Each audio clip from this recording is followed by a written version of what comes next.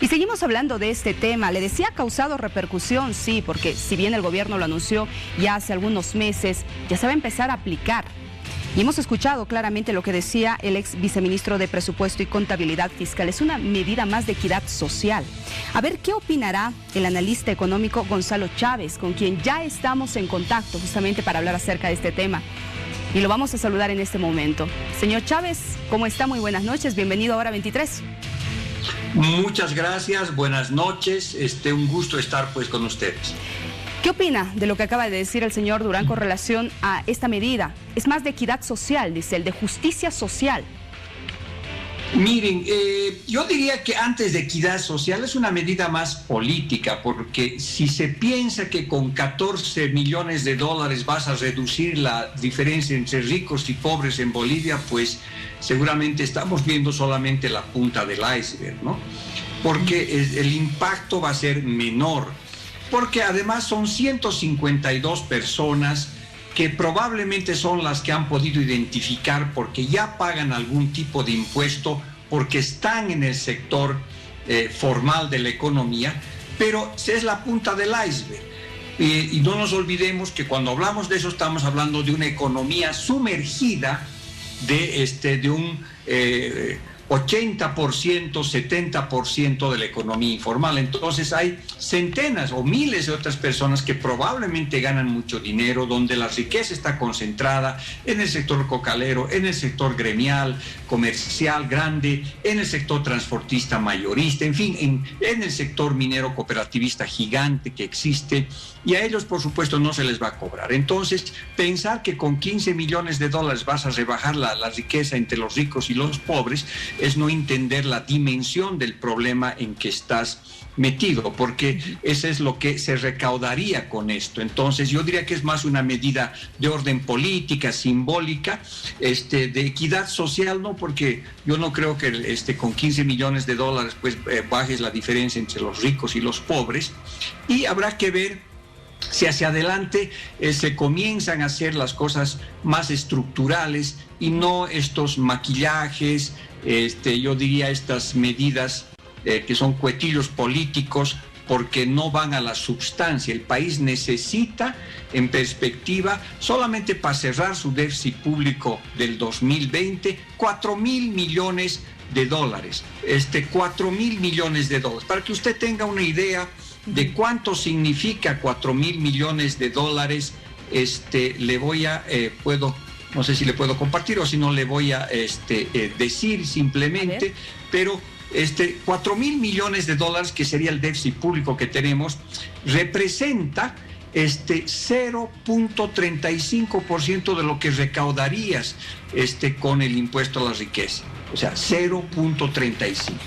Si uno agarra otro indicador, como es el caso del PIB, o sea, ¿cuánto significa 100 millones de bolivianos o unos 14 millones de dólares para el PIB boliviano, que es de más o menos 40.000 millones de dólares? Significa, y voy a decir los números, 0.0035 del PIB. Si uno ve, ¿cuánto significa de lo que está presupuestado en el año 2021 en el presupuesto general de la nación, que es de alrededor de 32 mil millones de dólares que vamos a recibir, ¿no es cierto? Que el gobierno planifica. ¿Cuánto significa el impuesto a la riqueza? 0.044%. Entonces estamos hablando de recursos muy pequeñitos que son presentados como una panacea para resolver los temas de equidad social. Imagínense si con 14 millones van a reducirse la brecha entre los ricos y los pobres.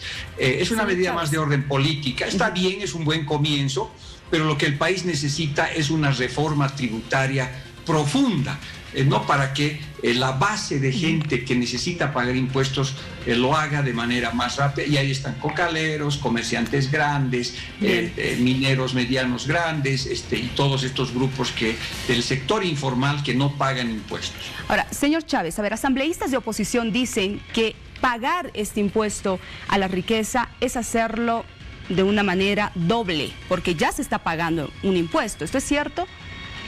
Sí, es probable que habrá que ver, digamos, en el universo de estas 152 personas que da la impresión que son los únicos ricos que existen en Bolivia. Entonces, probablemente pagan el impuesto a las utilidades porque tienen una empresa, probablemente pagan otro tipo de impuestos a su patrimonio, por ejemplo, si tienen casas en algún municipio, en fin, ¿no es cierto? En ese sentido sí es una doble tributación, ¿verdad?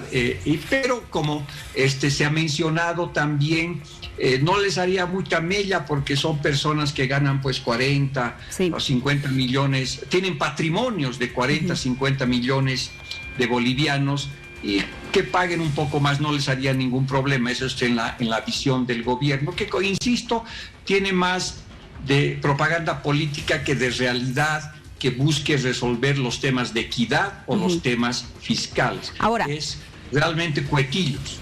Ahora, ¿es posible que exista adición de otros impuestos? Bueno, yo creo que en algún momento vamos a tener que pensar mucho más en detalle temas de impuestos. Los esfuerzos fiscales que se están haciendo por el tema de la pandemia y el tema de la cuarentena son enormes. Venimos con un deterioro fiscal desde el año 2014. Hace 7 años que tenemos déficit público, y entre el 2014 y el 2019 el promedio de déficit público fue 6.9% del PIB, o sea, un tamaño muy grande. Eso se ha incrementado con la pandemia a 10, a 12% del PIB, ¿no es cierto? Y durante estos 6 años no se puede hablar del déficit bueno, ¿no es cierto? Bueno, porque en realidad ha habido déficit porque hemos gastado bien, hemos invertido bien. Si eso fuera así, ahora tendríamos que estar recuperando esa plata, y eso no ocurre. Muchos de esas inversiones y gastos han sido superficiales, han sido en proyectos sin rentabilidad. Por lo tanto, en algún momento, digamos, de los próximos 2, 3 años, como país tenemos que sincerar nuestras cuentas y decir, ha habido un esfuerzo fiscal enorme para el tema de la salud, eso se acepta y así debería haber porque estamos salvando vidas, pero también estamos pagando mala gestión de inversión y gasto público. Por lo tanto, podemos endeudarnos en el corto plazo, pero en algún momento tenemos que decir de dónde sacamos esa plata, y eso significa reforma tributaria para sectores, para todos los sectores, para que paguemos más impuestos y no pues 14 millones de dólares con los cuales se cree se va a resolver las injusticias en Bolivia. Señor Chávez, para cerrar, le pido que sea breve, por favor, en su respuesta, porque usted me está hablando de un reajuste de los impuestos que se tendrá que ver a futuro, pero los alcaldes o los candidatos a la alcaldía más bien y a la gobernación están hablando de reducir los impuestos en los municipios para que los ciudadanos no paguen montos elevados. ¿Qué opina de esto? Bueno, están pues en campaña buscando votos, ¿no es cierto? Y nadie gana una elección ofreciendo más impuestos, sino menos impuestos. Pero a nivel nacional y a nivel regional, en algún momento nosotros tenemos que decir cómo resolvemos un déficit público de 7, 8 años que ahora está alrededor de 10, 12% del Producto Interno Bruto. Va a haber formas de hacerlo, de prestarnos dinero y salir, pero tiene que haber un pacto fiscal, una reforma tributaria que tome varios años y de manera acordada, digamos, sí, necesitamos mejorar nuestros impuestos. En algunos casos bajarás impuestos para incentivar inversión, pero en otros tendrás que aumentar, o lo más importante de todo esto no es subir o bajar, sino ampliar la base tributaria, que más gente pague impuestos en Bolivia. La presión tributaria en Bolivia está en 15, 17% del PIB. En otros países llega a 40, 50. Entonces, ¿eso qué básicamente significa? Que más gente pague impuestos. Tenemos una economía informal gigantesca que no paga impuestos. Bien, don Gonzalo Chávez, analista económico, gracias por su tiempo, por brindarnos todos estos detalles. Veremos qué es lo que sucede. Reitero, varios sectores no están de acuerdo. Que le vaya muy bien, buenas noches. Buenas noches, gracias.